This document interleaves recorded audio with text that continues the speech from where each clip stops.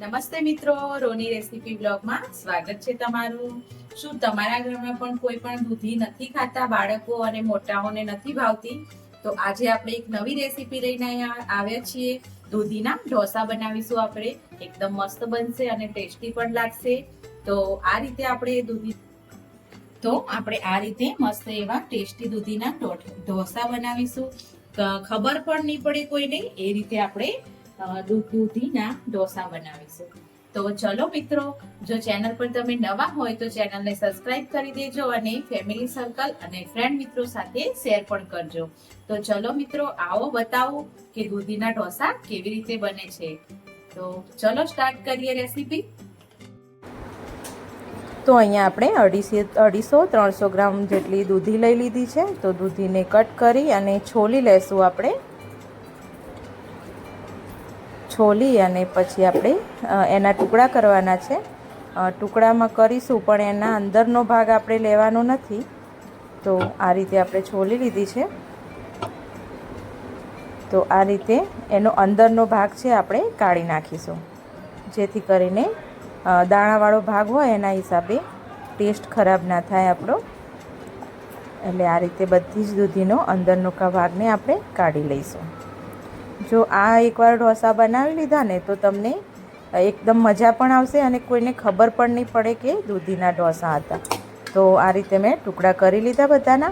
તો આપણે હવે આને એક મિક્સર જારમાં એડ કરી અને એક ચટણી ટાઈપનું મિક્સર બનાવી લેશું,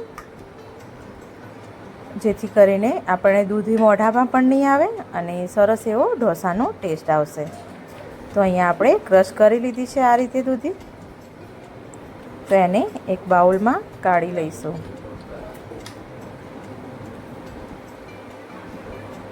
તો હવે એક બાઉલમાં લઈ લીધા પછી મેં 1 વાડકી જેટલો ચોખાનો લોટ લીધો છે અને આપણે 1 વાડકી જેટલો જે ઝીણો સોજી આવે છે એ લઈ લીધો છે। તો ઝીણો સોજી લેવાનું રહેશે, ના હોય તો તમે મિક્સરમાં ક્રશ કરી શકો છો અને પછી લઈ શકો છો। આપણે બધી જ વસ્તુને થોડી મિક્સ કરી લઈશું અને થોડું થોડું પાણી રેડતા જઈશું। તો એટલે આપણો સોજી સરખો એવો ફૂલી જાય અને સેટ પણ થઈ જાય। તો અહીંયા સરસ એવું મેં મિક્સ કરી લીધું છે। તો અહીંયા આપણે 3 ગ્લાસ ઉપર પાણી આપણે એડ કર્યું છે અને આ રીતનું બેટર બનીને તૈયાર થયું છે। તો હજી આપણું બેટર ઠીક છે।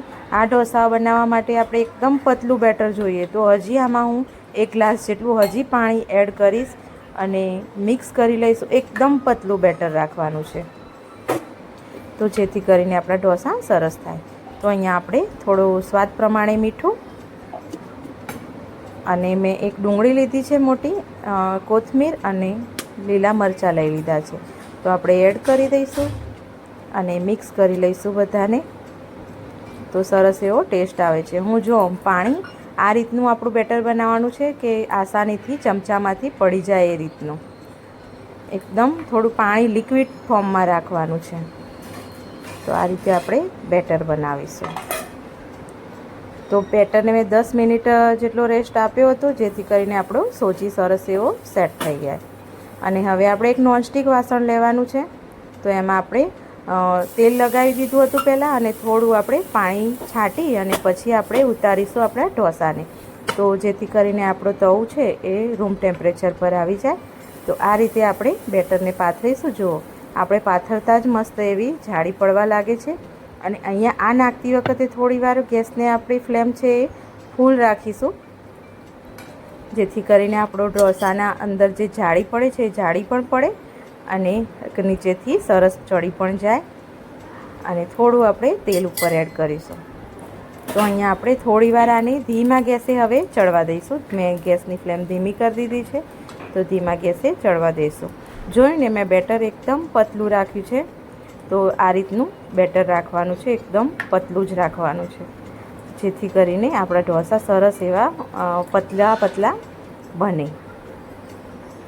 તો અહીંયા આપણે જે બેટર નાખ્યું હતું એને આ રીતે જોઈએ તો સરસ એવું એકદમ ઉખડી જાય છે, નીચે ચોટ્યું પણ નથી અને સરસ એવો આપણો ઢોસો બનીને તૈયાર થઈ ગયો છે।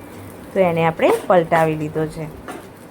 તો છે ને આપણે એકદમ દૂધીના તમે ટેસ્ટ કરશો ને ઢોસા તો પણ આપણને લાગશે જ નહીં કે દૂધીના છે। જો છોકરાઓના લંચ બોક્સમાં કે સવારે હળવો નાસ્તો કરવો હોય તો આ એક બેસ્ટ આઈડિયા છે અને સરસ છે, અને એ બાને દૂધી પણ આપણે ખાઈએ છીએ. તો મિત્રો, વિડીયો ગમે હોય તો લાઈક શેર કરજો. થેન્ક